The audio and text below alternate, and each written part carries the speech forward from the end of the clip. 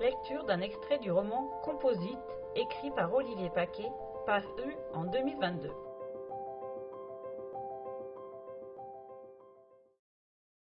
Vous êtes arrêté au milieu du chemin, sous deux arbres centenaires, près du bord de la Saône. Par quoi votre regard a-t-il été attiré?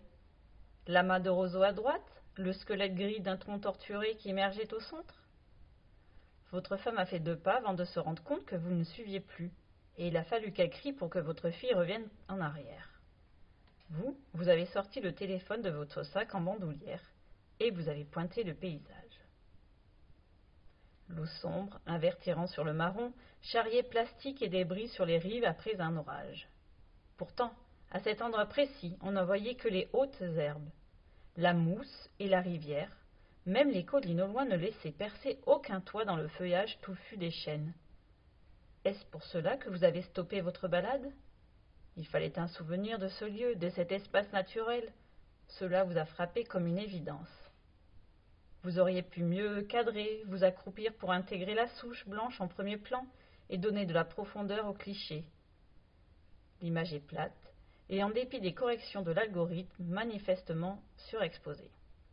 Au moins, elle n'est pas floue, vous avez pris le temps malgré votre fille qui vous pressait de repartir, et vous avez appuyé sur le bouton.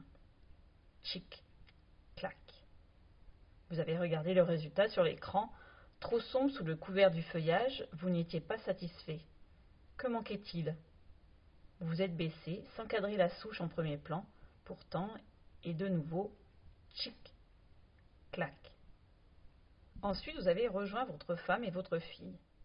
Plus tard, vous prendrez une photo de la petite en train de manger une crêpe chocolat-banane sur la terrasse en bois d'un restaurant. Vous n'avez donc pas jugé utile pour conserver ce souvenir de réaliser un 3e cliché. Quelle était la différence? Pas la rive proche, puisque sur la 2e image, la ligne d'horizon est plus basse. Ah oui, un décrochement rocheux en face, un à-pic bleuté, rainuré de gris, presque découpé par une cascade paresseuse. Dans un amas de verdure, depuis l'amande des hêtres jusqu'au brin des sapins, la pierre devient précieuse, éclatante, joyau dans sa gangue. Voilà ce qui était important pour vous. Voilà ce qui a disparu en 20 ans. Sécheresse et canicule ont brisé la roche, effrité la pique et tari la source. Il ne reste plus aujourd'hui qu'une face morne, tachée de lichen et dégoulinante de rouille à cause d'une via ferrata installée pour rendre l'endroit touristique en vain. De nos jours, le regard ne s'arrête pas, il se détourne, il contemple le lit de la Saône et les bancs de sable qui dessinent des arabesques sous la surface. On pagaie encore, mais il faut parfois traîner son kayak derrière soi pour passer des zones envahies par les boues et la pierraille. Les familles pique-niquent sur les bords, au milieu des cailloux, laissant derrière hautes herbes et roseaux qui délimitaient les contours de l'ancienne rive. On est au printemps, on se croit dans un désert. Nous sommes habitués, nous avons investi ces lieux modifiés pour nos loisirs et tout le monde apprécie l'endroit. On y reviendra le prochain week-end, avant juin et les grosses chaleurs qui obligent à s'enfermer chez soi. Ce n'est pas grave, on en aura bien profité.